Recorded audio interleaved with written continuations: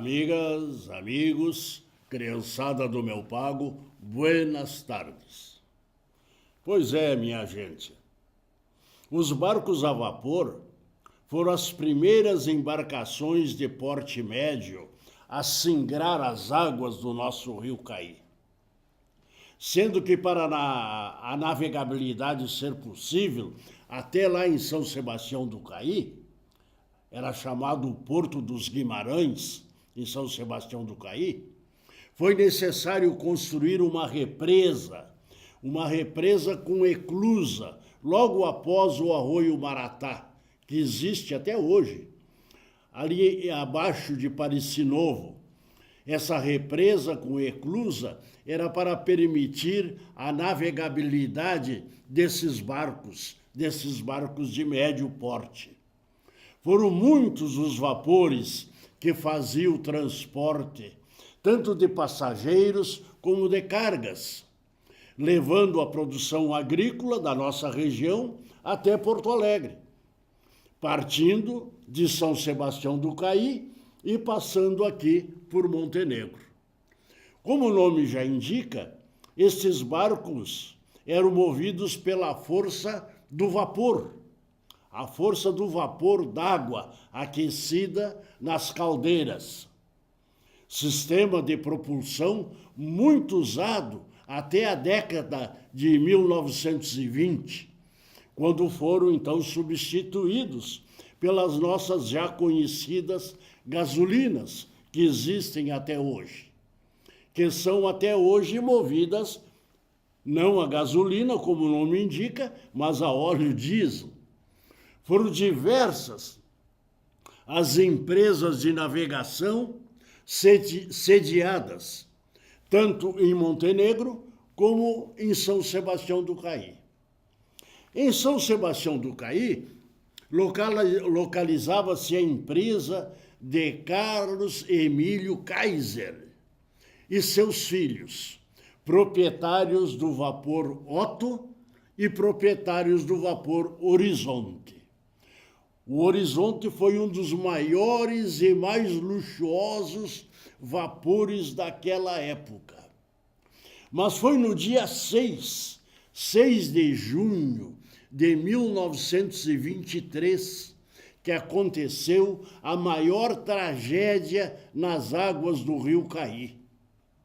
O vapor Horizonte afundou em consequência da explosão de sua caldeira, causando várias mortes.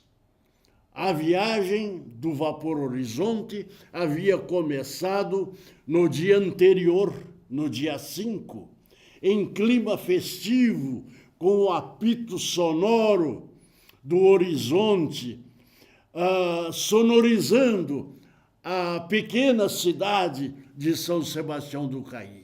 O navio partiu do Porto dos Guimarães, em São Sebastião do Caí, apitando sonoramente. Até Montenegro, a viagem correu normalmente. Mas na madrugada do dia 6, do dia seguinte, com o costumeiro e sonoro apito, o barco deixava o Porto das Laranjeiras, rumo a Porto Alegre. Todos no barco dormiam tranquilamente. Mas eis que, quando o Horizonte cruzava pelo Porto do Augustin, aconteceu o trágico acidente.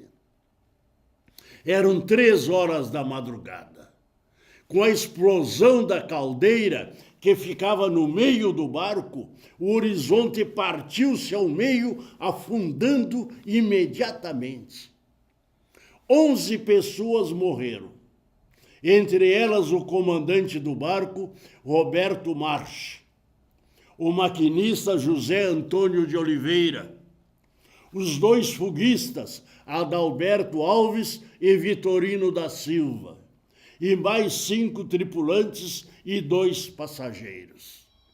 Segundo testemunhas que fizeram o resgate, foram encontrados pedaços de corpos, braços e pernas pendurados nos galhos das árvores da costa. sendo que uma cabeça foi identificada como do tripulante Marcolino Rosendo. Levava ainda o horizonte 500 sacos de farinha de mandioca, 200 sacos de amendoim e 100 sacos de feijão. E rebocava ainda as chatas capivara e alfa, com 1.000 sacos de alfafa. 1.000 sacos de alfafa, produção de São Sebastião do Caí. Daí temos mais uma ironia do destino.